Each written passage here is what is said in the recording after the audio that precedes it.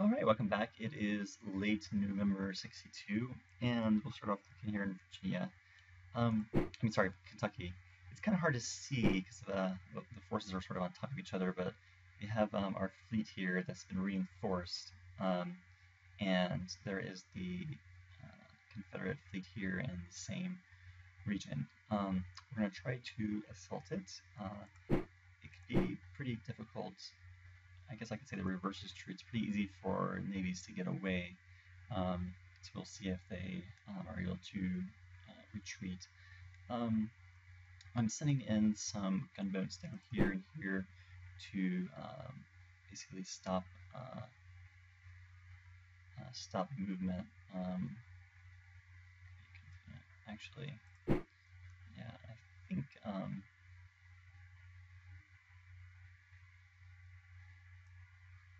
we want it to go. We want them to go here, or at least be able to stop the movement.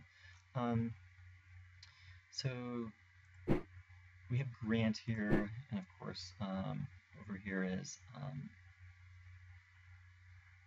Foster's Corps. Grant is able to. He's a master logistician, so I don't think they're going to attack. But I'll leave the two divisions with Foster's Corps. But it's better to have the most of the forces with Grant because he's a better general and reduces supply consumption as well. Nothing too much happening up here in Missouri, just some skirmishes with some partisan units.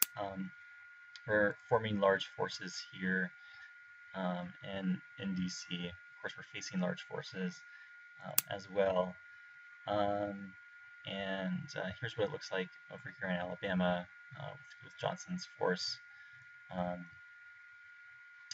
just to the east. We'll send Wallace's Corps back to Pensacola to take up the positions there. Those are pretty much the highlights. You can see we have men, but we need more money. So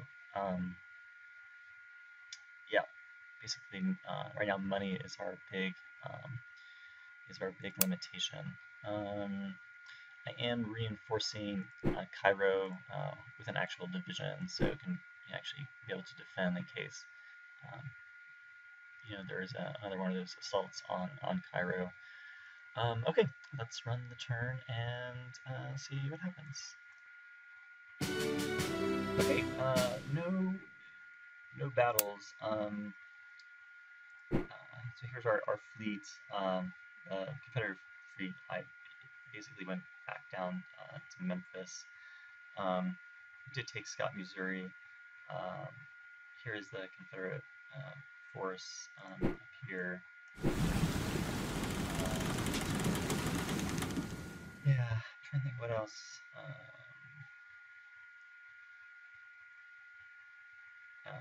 Yep, so somehow we were able to get supply. I'm trying to see. Oh, yeah, okay, so what it looks like happened is when we were able to get supply through Island 10, and then they forwarded it on to Grant's force. So Grant's force is now basically pretty much resupplied. Yeah, nothing too much else to say. I could, I guess I could consider trying to attack Paducah. Here's forces over here. In Alabama, Johnson went back and left Polk in charge with 4 divisions. So here's Polk's force.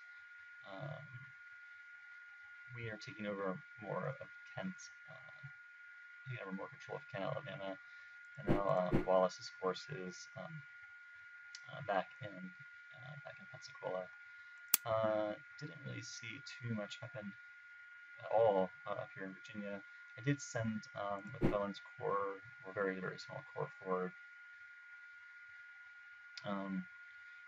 to begin to get some control of the railroad here.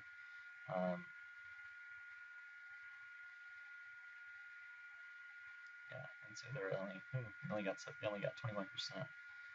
So let's see, how was the weather? Harsh weather. Yeah, so the Confederacy will not be able to use the railroads. So at least that is one. At least that's one positive. So those forces are secure there.